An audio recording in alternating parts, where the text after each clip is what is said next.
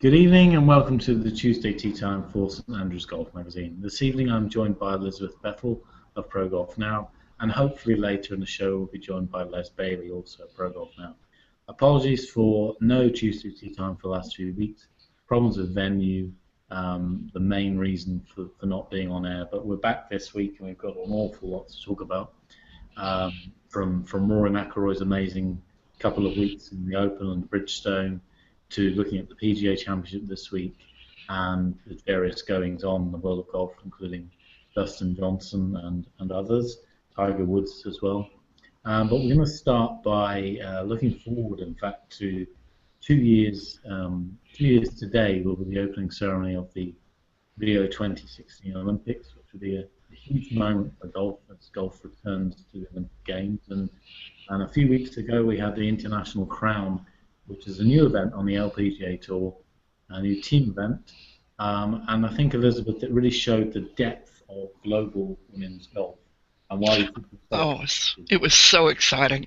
I mean, I just was thrilled to watch the International Crown unfold, simply because of the power on the playing field and the very different approach that event took to showcasing women's power. The focus on playing for a country. Of course, we're going to see that at a much higher level at the Olympics. But I'm a little bit concerned right now, as we think about the Olympics, that apparently there's not going to be any kind of team event in that format. It's all going to be individual stroke play. Well, am I correct? Yes, it is, because if you read the latest edition of St Andrews Golf Magazine, we do have a little feature in there on the announcement which was made at the Open Championship of the format and the qualifying. The qualifying has begun. The qualifying ends at the Open of 2016. The qualifying began the week after the Open this year, and there's going to be up-to-date rankings for both men and women on the International Golf Federation website, and it is stroke play individuals, and they're making an allowance for the host nation, being that Brazil are quite a lowly ranked nation in golf, and I think there is no team element, which I think they've really missed trick on this. They could have had both, as you do in the World Cup in men's golf, or they could have just had it as a team event. You know, they should have had it as a team event, because that's where golf can show its real character and excitement and drama. And after all, the biggest event in women's golf is the Solheim Cup. The biggest event in men's golf and golf period is the Ryder Cup. And they're both team match play events. And the International Crown format as well was completely unique. And that's why the United States didn't make the final day, but you still had any one of, 4 or 5 potential winners on that final day, which was really exciting. And when you've got 3 medals up for grabs as well, it's even more exciting. Well, and to be able to combine the team and event, the 4-ball matches with individual matches, seemed to me to be able to capture the best of both worlds, while still playing for your country. I mean, this whole match play thing is such a different animal than stroke play. So I'm a little bit disappointed that they've closed out that option with the Olympics. I think they're missing an opportunity, particularly after what we saw unfold at the International Crown. Well, it's great to see Spain winning in the end, but you had countries like Thailand. I think it was Thailand that were very close as well, and it's very compelling viewing, and it brings in people to the game that you wouldn't normally see watching golf. And I think the Olympics, for every single sport bar football in the Olympics, is about gaining a greater audience for that sport week in, week out in the 4 years between the Olympics. And golf, although already being a great major sport, does struggle in between majors, certainly, to continually have that great audience. And the Olympics is that opportunity to stretch out and reach out to a wider audience. And And I think the International Crown showed, if you get the format right, it Yeah. doesn't matter who is the host nation, because the viewing figures were still good, I think, for the International Crown, and the crowds are decent, even though America didn't make the final cut. And see, that was one of the amazing things about the Crown, because the United States team was, in terms of the numbers and the stats, it was by far the favorite team. Yeah. I mean, all four players in the top 10 on the Rolex rankings, all four players Solheim Cup alumni. Um, who would have thought that they wouldn't have made the final Sunday matches? And yet, when I was looking at the scores midway through, the two underdog nations, Australia and Taiwan, were they have absolutely no reason to hang their heads on their performance. I mean, the scores finishing up the four ball and going into the singles matches, the scores were very close. Yeah. Nobody had a shutout, so it was a good format. It was a great format, and you wouldn't. It didn't really get much publicity going into the event. What the format was going to be, I didn't think. I couldn't find a clear explanation what the format was going to be, and I think it mapped out really, really well. And I think it's something unique in golf. There's never been an event quite like this where you've got, what was it, 8 nations, 2 groups. And then they play 4-ball matches against each other, and then the points carry over into the final day, and you've still got several different potential winners in terms of nationality, but you've got these singles matches as well, and I think it worked. It really did. Yes, it did. Yes, it did. I think looking ahead to Rio, and obviously we've still got the problems with the golf course, which first and foremost has to be sorted pretty quickly. The format will now be set in stone, so it's going to be a 60-player, 72-hole stroke play with no cut. I would have liked to have seen a cut. If they're going to make this a stroke play event, they need to go alongside the majors, as this is the biggest event we're likely to see in golf. It could be a zoo, couldn't it? Without a cut, it could turn into quite a zoo.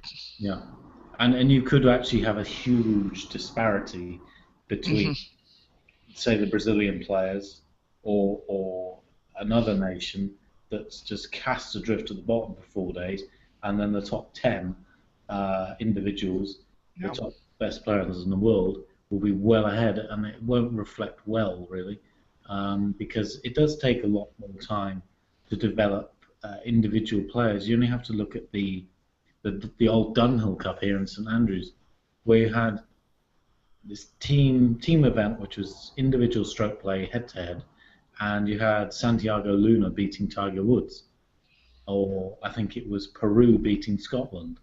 Yeah. Those sorts of things happen in a team event, whereas in an individual event, you're unlikely to see, unless he has a great preparation. I don't see a Brazilian getting a medal, and that will be a shame. He's not really in contention for a medal, in fact, for Brazilians. So, well, I think that's the issue, is that if you set up a individual competition the way the Olympics is doing it, it's going to be very easy to sort out the top 10 from the bottom 10 and create that disparity.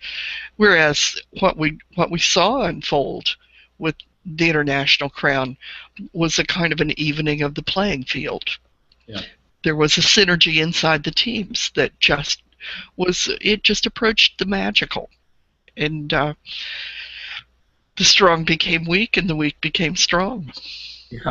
Yeah, and to see that is great, and it gets another evidence really of the strength of women's golf right now, all over the world, and particularly the LPGA is bringing out the best in all those players, and it's just such a great tour. It really is so strong week in, week out now, and it really is showing the way. I think less events. We've discussed it before, but new events, 5th major, they're trying things which the men's game is scared to try, because the men's game is more established, and you have these big global partners that want things to remain the same. And I think that women's golf is showing the way it could be done on the men's game. And I think the International Crown is another event which, in time, I hope to see go around the world, into Europe. I mean, it would be great to see it in Europe, because now we have a European winner. Spain won, I think unexpectedly, really, because you look at the form of the Spaniards this year, and it hasn't been brilliant, has it? It would be fun if the winner of this year hosted the event next year. I mean, that would just, I'd love to see a Spanish golf course. And you know, Matt, I'd be up in front of the line to be the St. Andrews media rep at that event. I mean, but we'd see golf in places that we haven't seen it. Yeah, and I think there are other examples. The America's Cup, that works like that, doesn't it? Where the winning team hosts the next race. Yes. And I think the International Crown could be that event where Spain could host it next time, and that would grow the game based on how good you are. And it would mean that, say, Taiwan or Japan or Australia would have a chance of hosting it after they've won it. Gives them 2 years to prepare a golf course. But hopefully it does travel the world, and I think in time, I think it may render the Solheim Cup not completely dead in the water, but I think it's a much more exciting event. It has the potential to be more exciting, and it includes the whole world, and the strength of women's golf is Asia, America, a little bit of Europe, and I think that the Solheim Cup, unfortunately, even though it's an evenly contested match, doesn't reflect the global nature of women's golf. Oh, but it's its own event, Matt. You're not going to ever displace it from its premier position. I mean, we all love the Solheim. Oh, we all love it. We all love it. But I think this is such a big event, this International Crown. It has such potential. You could double the size of the teams for a start. Well, yes. Enough, you know? You could double the length of the tournament and play it for a week. Yeah. Wouldn't that? Well, I agree. I mean, to have the thing going on with twice as many people, twice as many countries, and twice as long would just be a wonderful experience. But they're not going to do that. I mean, I think the fans can only handle 4 days at a time, and the players, certainly, you don't want to wear them out totally. No, I would agree. But it was a great event, and it is a great way to now look forward to the Olympic Games in 2 years' time, and to have many of our star names on the men's and women's tours walking out with their other sportsmen from their countries, even maybe one or two of them carrying the flag, which would be... Oh, that would be fun, wouldn't it? Yeah. Yanni sang maybe for Chinese Taipei, and you know, so it would be great to see. So, but that announcement about the format of the next Olympic Games was made at the Open Championship, and this year's Open Championship was, I wouldn't say a procession, certainly not in the last round, but it was a statement from Rory McIlroy, who, of course, the first major in I don't know how long I didn't tip him, he goes and wins. That's because he's cleaned up his personal life and gotten rid of the distractions, you know. Well, he played very well. Whatever it is, we need some of it. Yeah. The real question is Rory going to actually displace the Tiger draw? I mean, is Rory now the new titular head of men's golf? Well, I think if you look at last week, and that display of driving was unbelievable. He was first in distance and 12th in accuracy. I mean, you can't get any better than that. That is, I think the Sky pundit called it the best display of driving he's ever seen.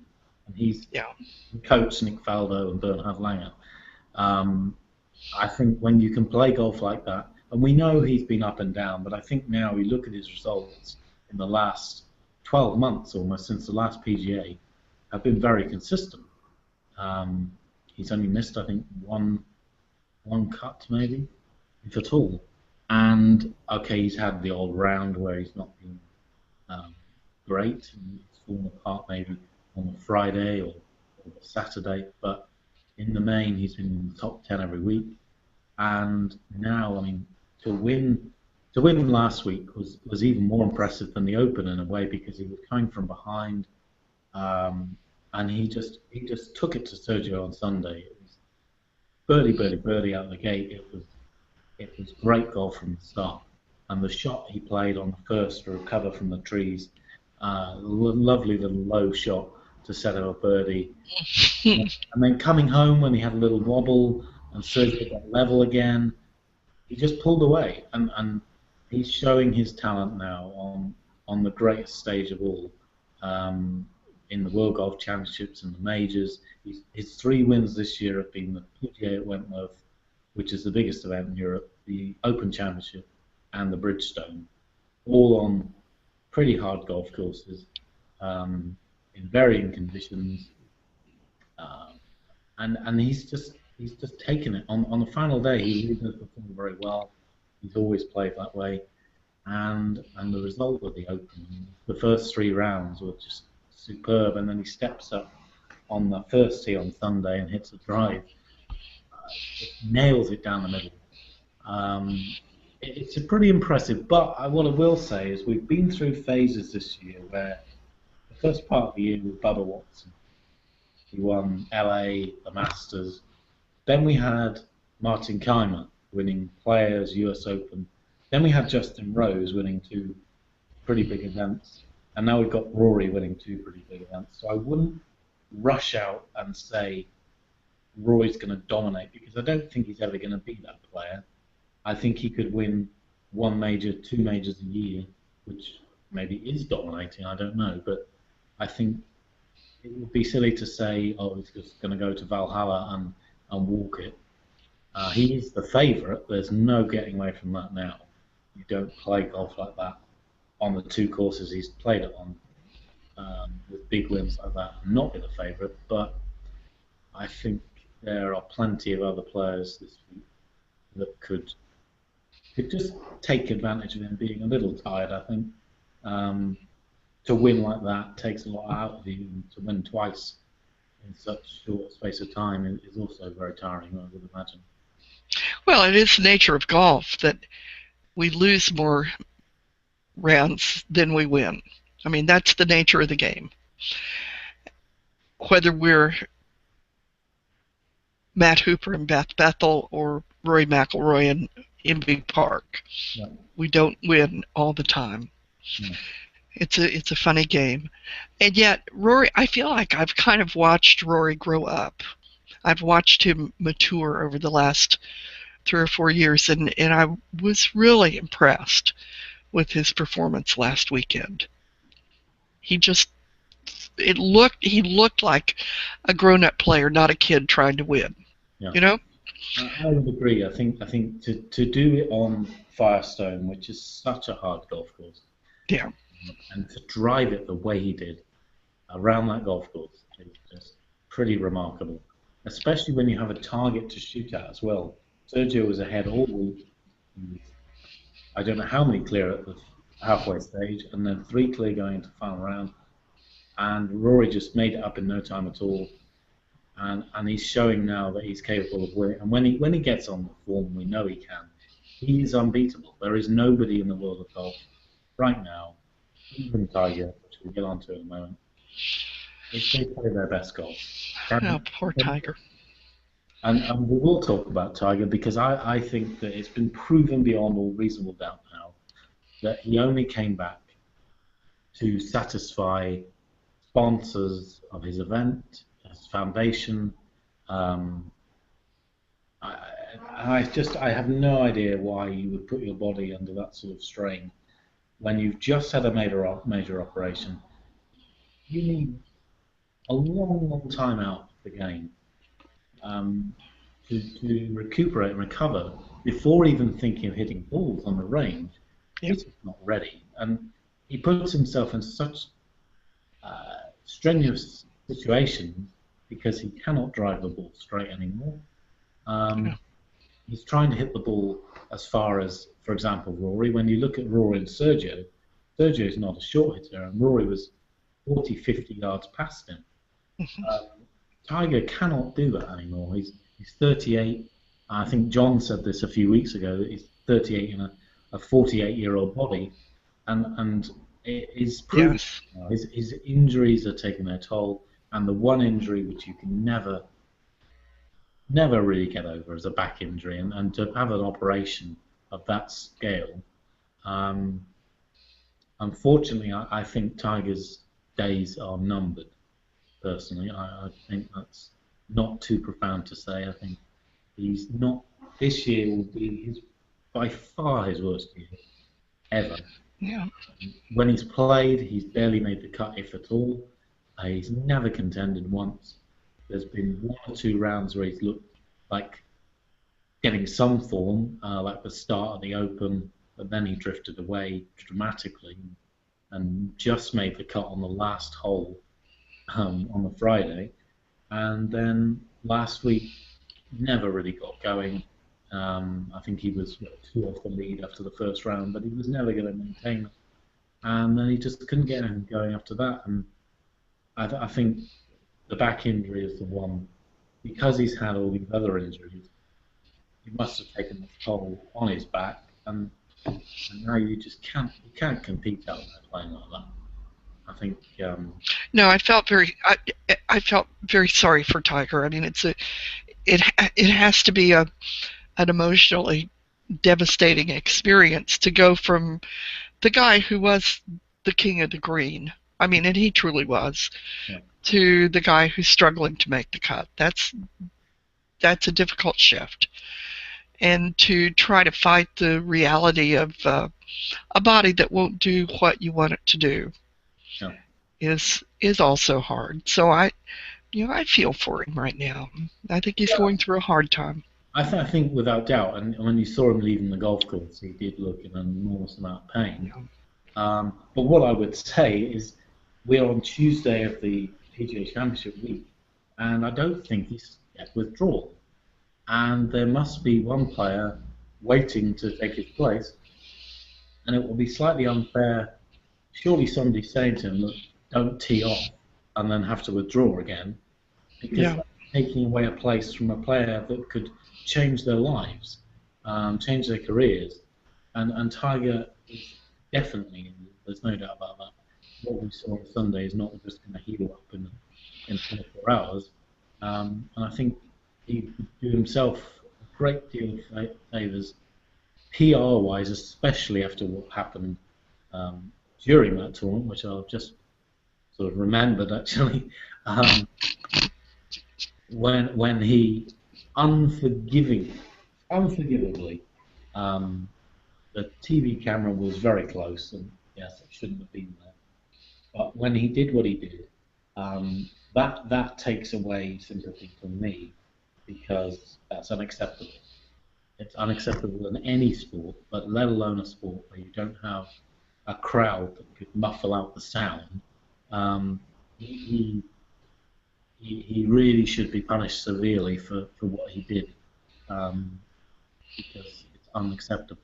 Really, it's offensive.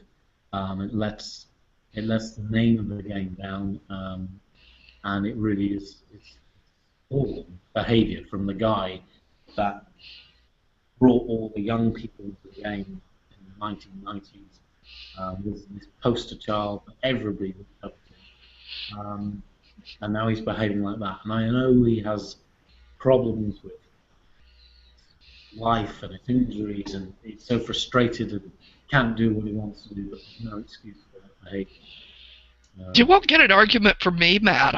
I've been on that hobby horse for a while, yeah. But it was pointed out to me that Suzanne Pedersen's language is as spicy as Tiger's. Yeah.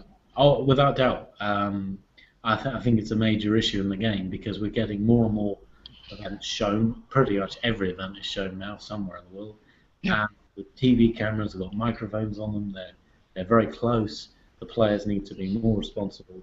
And of course, it's difficult when you hit a bad shot. We all really, really hate it. And it must be even worse for them because they're playing in front of thousands, $4 million or pounds. But if you did it out of rage because you've hit a bad shot and nobody's near you and it maybe gets picked up, that's just a hazard of life and sport. But when you have a camera in your face and you turn around and do it, it's a whole different kettle of fish. Do you ever swear on the golf course, Matt? Of course, everybody does. I defy anybody to say that they don't. But if I had a camera near me, I would be thinking, I don't want to do this because it's going to make me look bad on TV. And Tiger Woods knows whatever he does, anywhere pretty much, there's a camera. Yeah. And he should have just said, please give me some space, not please give me some other space. So no, we won't carry on talking about that. But it was poor, and I hope he does apologise for it on his website or social media or somewhere. He should do really. But the PGA Championship this week, and obviously we discussed Rory. There's other players like Justin Rose. Martin Kaymer's form has dramatically fallen away in the last 3 weeks. So I don't think. I mean, he could win, obviously, but it's a very difficult golf course to predict who will win. We've seen pretty much American domination in the 2 majors played there so far. Brooks and Kenny Perry in '96, and then the amazing contest between Tiger and Bob May in 2000. And also, of course, America won the Ryder Cup there in 2008. So it could be likely that it's an American winner. Maybe even this is the time for Jordan Spieth. A golf course that they don't play regularly at all. It could be his time because most people, apart from Tiger, a few others that played in 2000, most people won't have seen the golf course. So I don't know what you think, whether you think it's going to be a favourite that wins or maybe an unknown. Well, I'd love to see Jordan Spieth step up and win it. I have a soft spot in my heart for him. He's going to be great. He will grow into greatness. I do believe so. But I do think he needs to travel the world a bit more. Yeah. Well, we all go through that. How old is he? Is he 22? Yeah, I think 22. Yeah. So how old is Rory? 25. Yeah. Spieth has a couple of more years of play in the field before he moves up, but he'll get there, and it would be fun to see him kind of explode into a moment of winning and then continue to grow. I think it almost reminds me, well, maybe not reminds me because I wasn't watching golf at this stage, but I can imagine what it was like when Tom Watson came onto the scene with Jack Nicklaus. Yes. And that is what I see with Jordan Spieth and Rory. Rory is the man that I personally think will win 10 majors, let's say, become the most successful European golfer ever. I don't think he's searching for Jack Nicklaus records or anything like that. But I think Jordan Spieth could win 2, 3, 4 majors, and we could see them going head-to-head quite a lot over the next 10 to 15 years. And I think Jordan Spieth is that guy. Ricky Fowler, of course, had another great Open Championship. He's been in the top 5 of all 3 majors this year. So if any American is going to do it, it could be Ricky Fowler. It could. Ricky's getting stronger and stronger and stronger. It may be time. I think there's plenty of contenders. It's very difficult to look past Rory as a favourite. But bearing in mind my record of tipping, which has been a total disaster this year, I think I'll probably stick with Rory for this time. I think he is the favourite, and if he does play tee to green like he has in the last two events, it's over because there's nobody out there that can contend with that combination of power and accuracy. Because that allows him to go into holes that are long with shorter clubs, and he hits his long irons so high and so accurately as well. Yes. That really there is no golf course that he can't win on. He's proved that already with Kiawah Island and Congressional and Hoylake as well. So Rory's your pick, is he? I would say without doubt, but if not, I think Ricky Fowler is certainly three top five finishes in the majors. I think shows the work him and Butch Harmon have been doing together is certainly working. It'll be a fun tournament. It will be the sort of thing that it's almost as though Tiger's withdrawal, and of course we don't know that he's actually withdrawn. No. His caddy's walking the course right now. Yes, yeah. And hasn't been told that Tiger's not playing, so we don't know that he's withdrawn, but clearly you and I both think that he has. I mean, we're assuming that he has. If he hasn't, he's crazy person. Yeah. Because he's doing himself more damage, and I think it's slightly selfish to take away from the championship, because again, all eyes would be on him and his withdrawal. In fact, a bugbear that I had was on Monday morning on Sky in the UK. The headline was Tiger Woods withdraws from the Bridgestone Ultra PGA. It wasn't Rory McIlroy, world number one, Yes. winning back-to-back big events.